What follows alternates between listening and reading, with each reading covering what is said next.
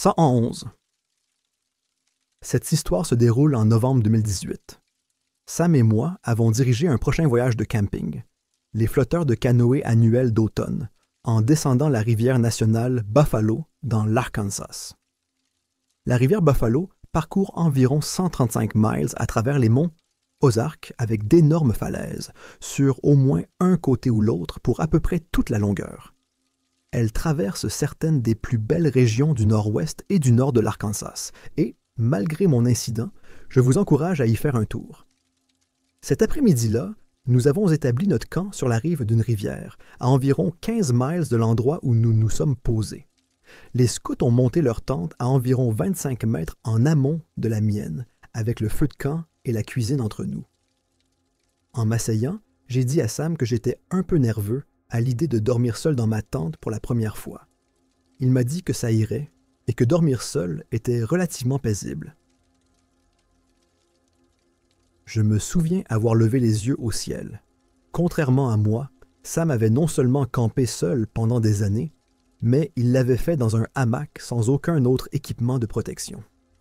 Je n'ai pas pris la peine de lui demander de camper avec moi parce que, selon les règles scouts, les hommes et les femmes ne peuvent pas partager les tentes et que je ne voulais pas avoir de problème pour la première fois que je dirigeais un groupe.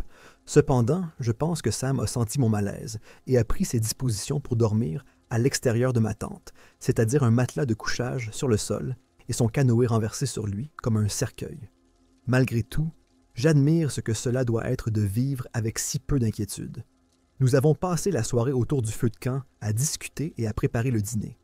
La forêt et la rivière étaient pleines de vie, et je me suis senti un peu plus à l'aise lorsque nous avons décidé de nous coucher sous la tente. J'ai regardé Sam s'allonger sur son coussin et retourner le canoë sur lui. Puis, soupirant de contentement, j'ai grimpé dans ma tente. J'ai passé la première ou la deuxième heure à lire tout en écoutant les bruits des garçons en amont de la rivière s'estomper au fur et à mesure qu'ils s'endormaient, mais je n'arrivais pas à m'endormir moi-même. La température nocturne était tombée en dessous de 0. Et puis, bien sûr, j'ai eu envie de faire pipi. J'ai probablement passé 10 minutes de plus à essayer de me faire oublier et de m'endormir, mais c'était presque impossible. Finalement, je suis sorti de ma tente. J'ai tapé sur le canoë de Sam pour lui faire savoir où j'allais. Et je me suis dirigé vers la berge pour trouver un peu d'intimité. Je ne sais pas combien de femmes ici ont fait pipi dans les bois, mais si c'est le cas, vous savez que c'est l'une des pires choses du camping. Ce qui rendait la situation encore pire, c'est que j'étais prudente et que je ne voulais pas être vue. J'ai grimpé sur le talus, j'ai marché environ 3 mètres dans les bois avant de m'arrêter, et oh mon Dieu, c'était misérable. Non seulement d'avoir à déposer des tiroirs dans le froid, mais aussi d'être complètement vulnérable. Mais le pire, c'est que le silence était total. Pas un seul grillon, pas un bruissement d'écureuil.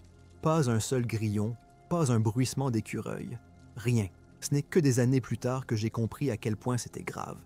C'est juste que la partie primitive de mon cerveau a commencé à crier de partir immédiatement. J'ai couru jusqu'au barrage avant de glisser sur mes fesses et de sprinter jusqu'au camp. Une fois que j'ai retrouvé tous les autres et à la lueur de la pleine lune, je me suis senti un peu plus en sécurité. La rivière bouillonnait tranquillement et je pouvais voir les braises mourantes du feu de camp avant d'avoir l'idée de prendre les pierres chaudes du feu de camp et de les mettre dans mon sac de couchage pour obtenir un peu de chaleur. J'ai traîné 4 ou 5 pierres de taille convenable dans ma tente et je les ai glissées au fond de mon sac de couchage. Malheureusement, ce n'était pas suffisant. Je suis resté éveillé pendant des heures, souffrant du froid et essayant de frotter mes jambes pour les soulager.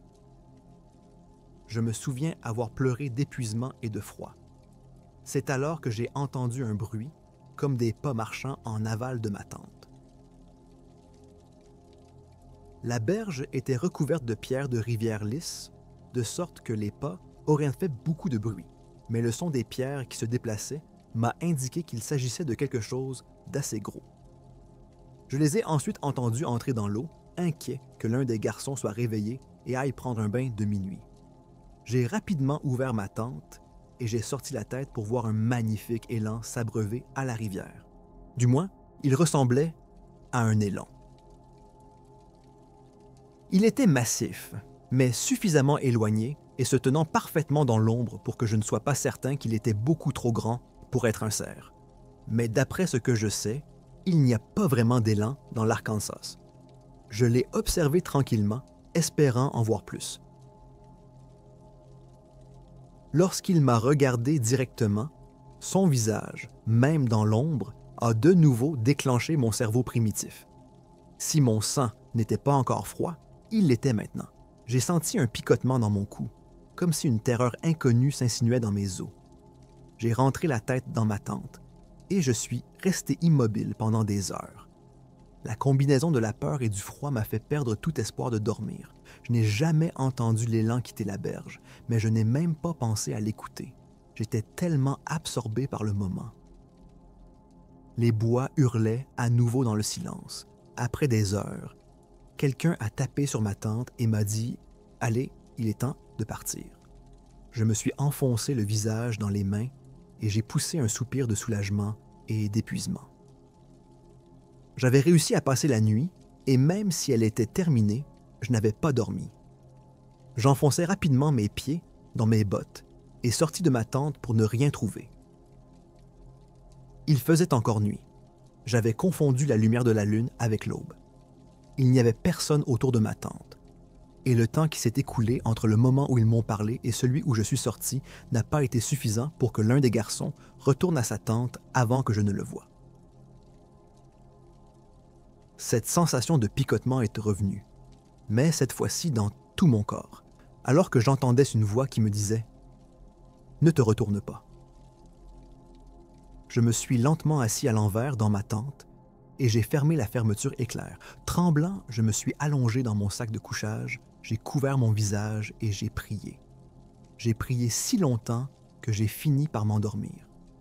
Le matin, je me suis réveillé en entendant la voix familière de Sam qui parlait à un autre éclaireur à l'extérieur de ma tente. Je sentais la chaleur du soleil qui tapait dans ma tente. Je savais que j'avais une sale gueule parce que Sam a fait une prise de vue diabolique en me voyant. « Jésus, on dirait que tu n'as pas dormi. Es-tu venu dans ma tente la nuit dernière ?» lui demandai-je. Sam, qui étudiait toujours mon visage, a répondu lentement « Non, s'il te plaît, ne joue pas avec moi. Si tu l'as fait, tu m'as bien eu, très bien, mais ne continue pas cette plaisanterie nuit après nuit, s'il te plaît. » Je me sentais un peu mal à l'aise d'être accusateur, parce que Sam était un gars plutôt sérieux, surtout quand il s'agissait de s'occuper des voyages en camping. « Diana, non, je n'essaierai pas de te faire peur. Je sais à quel point tu étais nerveuse à l'idée de dormir seule ici. » Il plia sa serviette avant de la jeter dans son canoë et de la mettre sur son épaule. « Mais je suppose que tu n'as pas eu trop peur la nuit dernière. » J'ai l'air confus. Qu'est-ce qu'il y a? Sam fit un geste vers le haut du talus, dans les bois. Je t'ai entendu faire quelques allers-retours là-bas. La prochaine fois que tu auras une bouteille de Gatorade, tu n'auras pas à quitter ta tente. Ça te fera gagner du temps. À peu près au même moment, les autres scouts ont annoncé qu'ils avaient fini de préparer le petit déjeuner et tout le monde s'est dirigé vers le feu de camp. Mais j'avais l'impression que je venais de m'enfoncer les genoux dans la boue de la rivière. C'était le cas. Je devais quitter la tente et faire mes bagages, mais je me sentais si lourde. Alors, si ce n'était pas moi, et si ce n'était pas Sam, qu'est-ce que lui et moi avons entendu en sortant des bois et en vérifiant ma tente plusieurs fois cette nuit-là? Et pourquoi l'a-t-il entendu plus souvent que moi?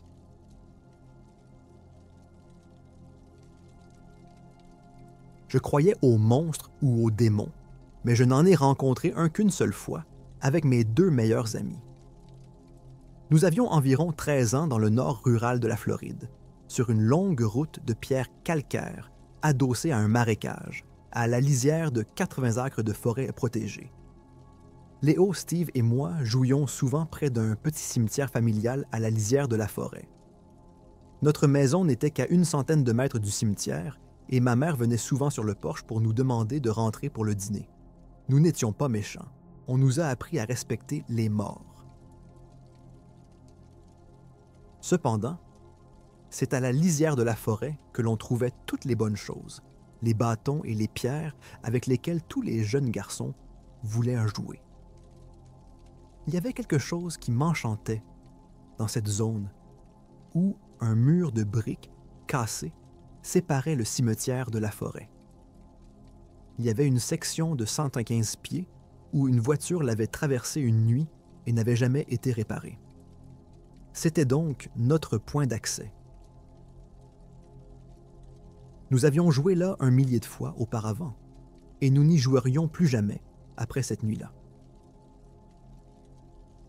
Comme la plupart des fins d'après-midi, en attendant le dîner, nous nous retrouvions et marchions jusqu'au cimetière pour commencer à jouer. Nous étions là depuis un bon moment, allant et venant des bois au cimetière, perdant du temps, luttant et lançant des pierres, nous battant à l'épée avec des bâtons et tout ce jazz amusant. Le meilleur endroit pour trouver des bâtons était un grand tas de broussailles que le personnel du cimetière jetait lorsqu'il nettoyait le terrain. Il commençait à faire nuit et cette vieille route n'avait pas d'éclairage public. Alors, nous avons attendu ma mère pour rentrer à la maison. Alors que nous étions en train de nous promener, une horrible odeur nauséabonde a surgi de nulle part. On aurait dit de la viande pourrie dans des excréments. Nous l'avons tous sentie et reconnue, mais nous n'avons pas pu la localiser. Quelques instants plus tard, ma mère nous a appelés de derrière le mur du cimetière, menant au bois. Ce n'était pas forcément rare. Ma mère sortait de temps en temps pour nous faire peur, mais il y avait quelque chose qui n'allait pas. Quelque chose n'allait pas. Elle n'a pas crié comme elle le faisait d'habitude. Elle a juste prononcé mon nom une fois. C'était clair comme de l'eau de roche, et nous l'avons tous entendu. J'ai dit oui, madame, et il n'y a pas eu de réponse. Nous avons couru toutes les trois vers le trou dans le mur. Nous avons regardé en bas et nous n'avons rien vu. L'odeur était encore forte, mais il n'y avait aucune trace de ma mère. Léo a commencé à prendre la parole et à dire que nous devrions tous rentrer dans la maison, et alors que les mots sortirent de sa bouche, nous avons entendu la voix de ma mère, parfaitement claire, appeler à nouveau mon nom depuis les bois, juste après le gigantesque tas de broussailles.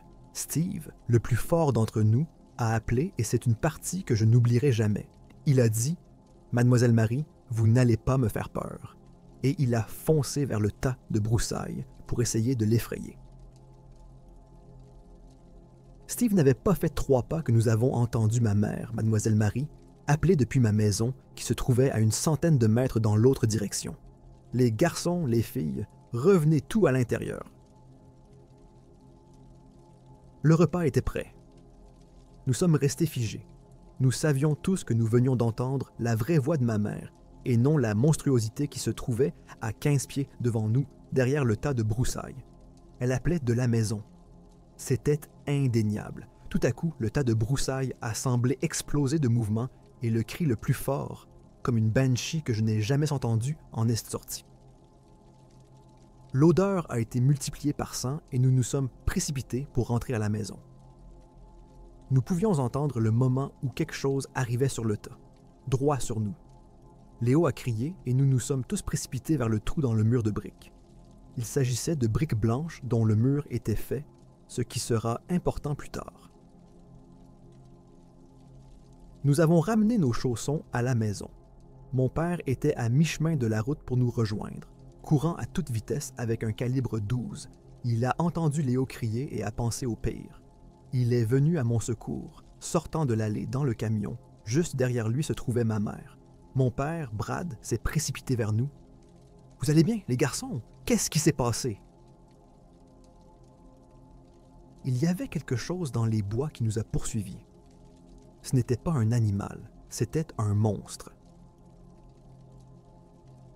Steve et Léo sont d'accord et répètent frénétiquement ce que j'ai dit.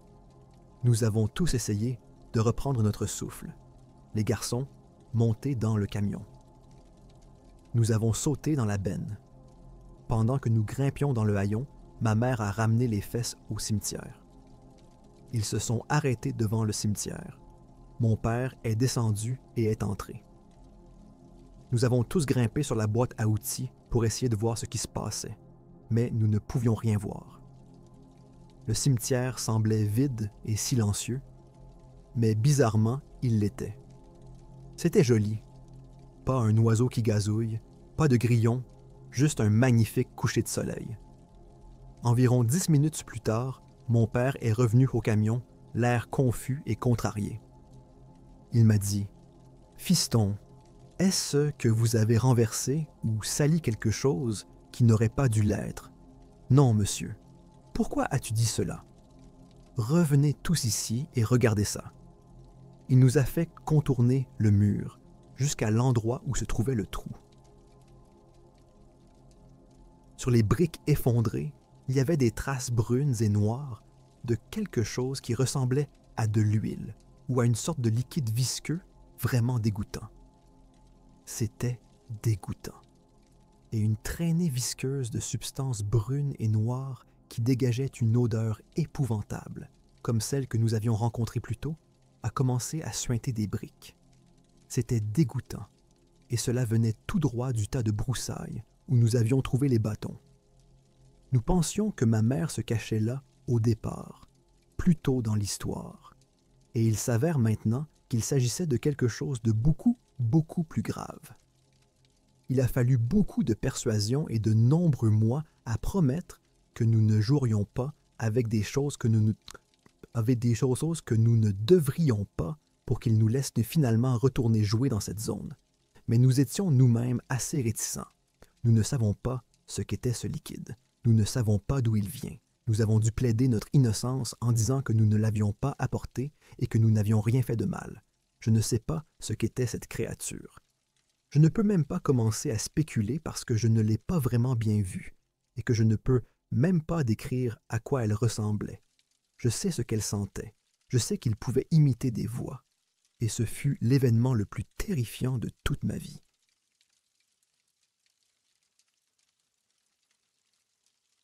Croyez-le ou non, j'ai toujours voulu faire une randonnée sur le sentier des Appalaches. J'en rêvais depuis toujours, et c'était enfin possible. Le jour où je suis enfin arrivé, j'avais préparé tout mon matériel et j'étais prêt à partir. Mon petit ami Dylan était censé venir me chercher vers 6 heures du matin, mais il était déjà 7 heures et il n'était toujours pas arrivé. Il est finalement arrivé quelques minutes plus tard et j'ai eu quelques mots durs à son égard. Il s'est contenté de rire.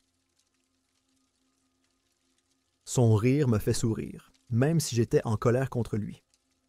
Nous sommes arrivés au début du sentier et j'ai sauté de sa Jeep avant qu'elle ne s'arrête complètement. Dylan m'a dit de ralentir et de m'attendre. Nous avons commencé à marcher sur le sentier, en respirant l'air frais et pur de la forêt. Quelque chose me semblait étrange, comme si nous ne devions pas être ici. Dylan semblait lui aussi sentir que quelque chose n'allait pas, mais il n'a rien dit. Nous marchions depuis environ 3 kilomètres lorsque j'ai entendu quelque chose au-dessus de ma tête. J'ai levé les yeux et une énorme branche s'est effondrée. Dylan m'a attrapé juste à temps. S'il ne l'avait pas fait, je ne serais probablement pas en train d'écrire ces lignes.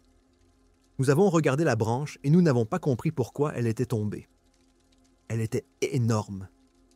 Il n'y avait pas de vent ou quoi que ce soit qui aurait pu la faire tomber, d'après ce que nous comprenions. J'ai dit « quelque chose ou quelqu'un a fait tomber cette branche. Quelque chose ou quelqu'un a fait tomber cette branche. » « Hein? » dit Dylan. « Quelqu'un. Tess, nous sommes seuls ici. D'ailleurs, personne ne peut être aussi haut dans l'arbre. Nous avons tous les deux regardé l'arbre. On aurait dit qu'il y avait quelque chose là-haut, mais je n'y ai pas prêté attention. Je ne voulais pas me lancer dans des théories de conspiration, a dit Dylan. Nous devons nous mettre en route. Je veux arriver au camp avant qu'il ne fasse nuit. Nous avons finalement trouvé une petite clairière près d'un ruisseau pour installer notre campement. C'était absolument magnifique et paisible. Tous les bruits de la forêt me faisaient un sourire. J'aimais écouter le gazouillis des oiseaux. Dylan s'est approché de moi. Je lui ai dit que cet endroit était absolument parfait. Dylan a commencé à monter la tente. Je suis allé ramasser des brindilles pour le feu. Je me sentais mal à l'aise, comme si nous n'étions pas seuls, comme si quelqu'un nous suivait et nous observait. Dylan m'a traité de paranoïaque, mais je savais que quelque chose n'allait pas. Nous avons mangé et nous sommes allés au ruisseau pour laver notre vaisselle et protéger notre nourriture des ours qui pourraient se trouver dans la région. Quelque chose a attiré mon attention de l'autre côté du ruisseau. Dylan et moi avons traversé le ruisseau pour voir ce que c'était. C'était une vieille cabane effrayante. Des toiles d'araignée pendaient des fenêtres cassées et la porte se balançait sur des gonds rouillés. Elle avait l'air absolument diabolique. J'en ai eu des frissons. Une cabane au milieu de la forêt, dis-je. Dylan s'est dirigé vers la cabane. J'ai crié « N'entre pas là-dedans. Elle dégage une atmosphère diabolique. S'il te plaît, partons maintenant. » Dylan n'a pas écouté. Il est entré dans la cabane contre ma volonté. Il est sorti de la cabane en titubant et a dit « Nous devons partir maintenant. » Je n'ai pas posé de questions. Le visage de Dylan était pâle. Je savais que quelque chose n'allait pas du tout. Lorsque nous sommes retournés à notre campement, Dylan a commencé à faire ses bagages.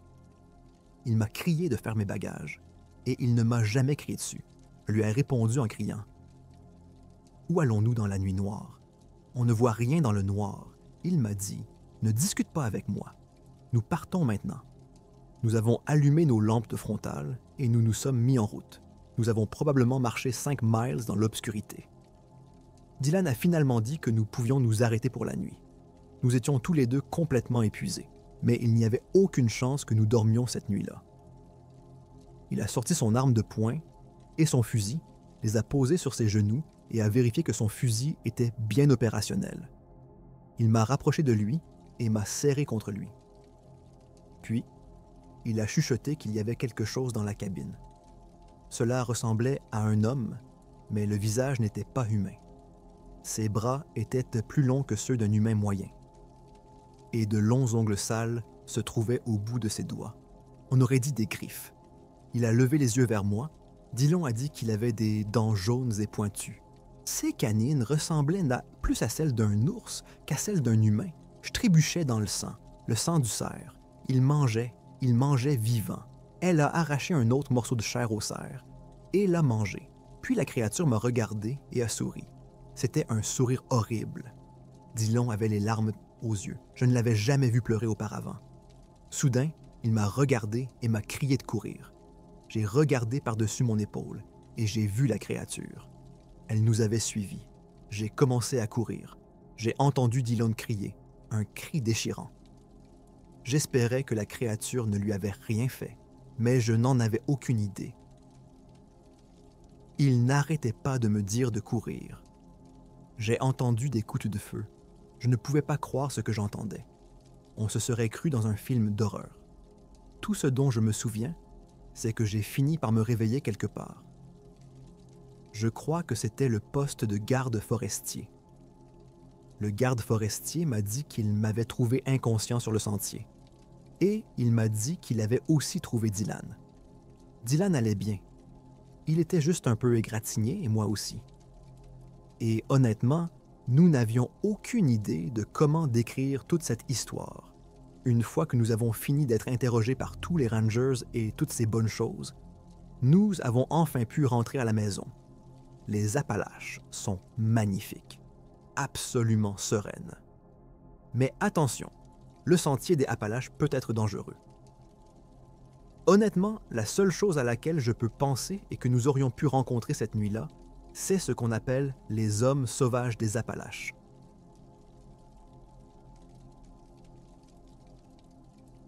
Voici l'histoire de ma rencontre avec ce que j'ai supposé être un skinwalker en décembre 2018. Ma mère et moi étions en train de pelleter le porche et l'allée quand j'ai vu une silhouette se déplacer rapidement du coin de l'œil. Cela ressemblait un peu à un cerf. Alors je n'ai rien dit à ma mère dans un premier temps. Rien d'autre ne semblait suspect, si ce n'est que ses pattes avant avaient l'air bizarres et qu'il semblait marcher bizarrement aussi. Il faisait également sombre, et je ne pouvais pas vraiment distinguer d'autres caractéristiques de l'animal. J'essayais donc de faire abstraction du fait que j'étais simplement effrayé sans raison. Puis cette chose s'est dressée sur ses deux jambes. Elle a poussé un cri perçant. J'étais terrifié. J'ai regardé ma mère, qui me regardait d'un air qui confirmait que je ne voyais ni n'entendais rien. Quand j'ai regardé en arrière, cette chose avait soudainement disparu. C'est comme si elle s'était volatilisée. Le lendemain, je suis allé à l'endroit où je l'avais vue et j'ai vu des empreintes de cerf, mais elles étaient différentes. Au fur et à mesure qu'elles s'enfoncèrent dans les arbres, elles se transformaient en empreintes de mains et de pieds humains. Mais c'était la première fois que je voyais cette chose. Environ 8 mois plus tard, en août, je rentrais de l'école et j'ai regardé la forêt sur ma gauche. Je faisais cela de temps en temps, car si par hasard vous pouviez voir des cerfs dans le champ en train de brouter, je regardais et je regrettais immédiatement de ne pas l'avoir fait. J'ai vu une chose mi-cerf, mi-homme, se dresser au milieu d'un groupe de cerfs. Maintenant que j'y repense, cela me rappelle un peu cette scène de Percy Jackson où le Minotaure se lève au milieu d'un troupeau de vaches et les charge. Mais revenons à notre histoire. Donc moi, Edith, on se regarde, et comme la dernière fois que j'ai vu la créature similaire, elle a poussé ce cri bizarre comme un élan mélangé avec les âmes de l'enfer. Mon sang s'est rapidement refroidi. Je le livre à ma maison et je le vois courir vers moi. Je me dis qu'il n'y a rien à faire. Je cours jusqu'à la maison de la personne la plus proche et je frappe vigoureusement à sa porte. Un homme d'une vingtaine ou d'une trentaine d'années ouvre la porte et me fait entrer immédiatement. Il me demande ce que je fais seul, au milieu de la campagne du Michigan. Je lui parle alors de cette chose qui me poursuivait. Soudain, nous apercevons la silhouette d'un homme d'au moins 2 mètres de haut qui se tient à la fenêtre.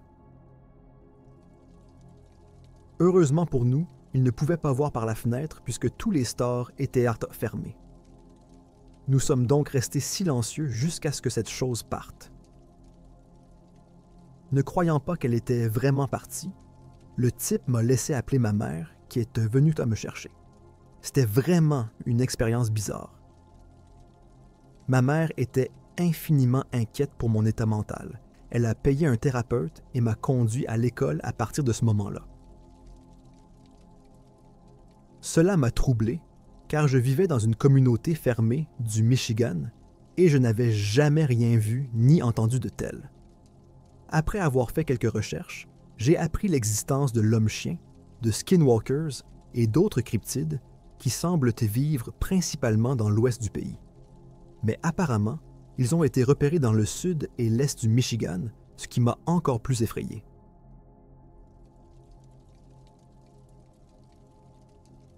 C'est une histoire vraie qui m'est arrivée quand j'avais environ 11 ans.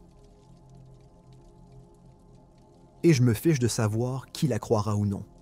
J'étais seul à la maison avec mon frère et ma sœur aînée. Mes parents n'étaient pas à la maison à ce moment-là. Je ne me souviens pas où ils sont allés, mais je suppose que ce n'est pas vraiment important. Ma sœur était dans sa chambre et mon frère était sur son ordinateur à quelques pièces de là. J'étais seul dans le salon. Nous avons beaucoup de chiens, mais pour une raison quelconque, un seul d'entre eux était dehors. Je ne me souviens pas de ce qui m'a poussé à sortir pour la laisser entrer, mais je pense qu'il allait commencer à pleuvoir ou quelque chose de ce genre. Notre garage donne sur notre jardin. J'entre donc dans le garage et je sors dans la cour. Je me tiens dans l'embrasure de la porte. Je ne vois mon chien nulle part. Notre jardin fait 2 hectares, alors je n'y ai pas pensé au début. Je m'éloigne un peu de la porte et je la cherche. Elle s'appelle Chloé. Cela sera important pour l'histoire dans une minute. Nous avons un gros bloc de béton à l'extérieur de la porte du garage, qui sert en quelque sorte de marche, car notre garage est légèrement surélevé.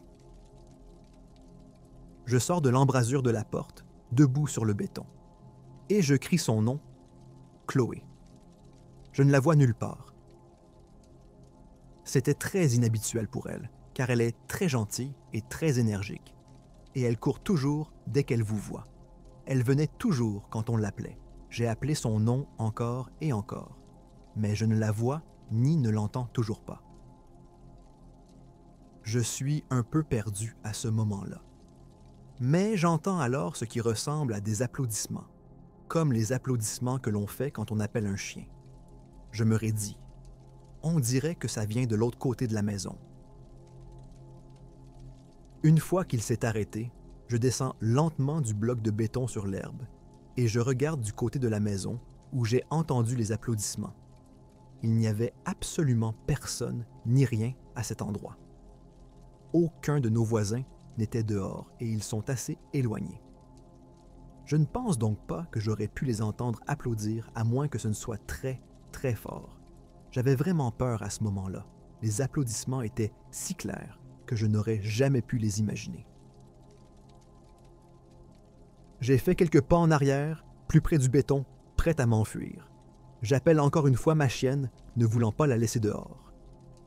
Chloé, quelques secondes plus tard, les applaudissements reprennent. Je suis terrifié. Je n'ai aucune idée de ce que c'est. Puis, je jure devant Dieu. J'entends une voix d'homme. Je suis une fille. Il est donc impossible que ce soit moi qui dise très clairement en écho le nom de mon chien. Chloé, on aurait dit que la voix venait du champ qui se trouve à côté de mon jardin. Je n'ai pas du tout reconnu la voix. J'avais déjà entendu plusieurs de mes voisins parler, et ce n'était certainement pas l'un d'entre eux. La voix semblait assez proche, mais suffisamment éloignée pour qu'il n'y ait pas de danger immédiat. La voix semblait presque moqueuse, comme si elle se moquait de moi. C'était comme si la voix était amusée par mes sentiments évidents et qu'elle se moquait de moi. Quelques secondes seulement après avoir entendu cette voix, Chloé est arrivée en courant de l'autre côté de la cour. Je jure que j'aurais pu la voir. Je l'attrape et je cours à l'intérieur en fermant la porte derrière moi. Je m'assois sur le canapé du salon, morte de peur. Ma sœur était toujours dans sa chambre et mon frère sur son ordinateur sans rien savoir. J'étais seul dans la pièce, à l'exception de quelques chiens qui essayaient de comprendre ce qui venait de se passer. Au bout d'un certain temps, mes parents rentrent enfin à la maison et je leur raconte ce qui s'est passé. Personne ne me croit. La seule personne qui m'a un tant soit peu cru était ma mère, qui a bien vu à quel point j'étais bouleversé par la situation. Si je devais deviner, je dirais qu'il s'agit d'un marcheur de peau. Mais tout ce dont je suis sûr, c'est que c'était très effrayant.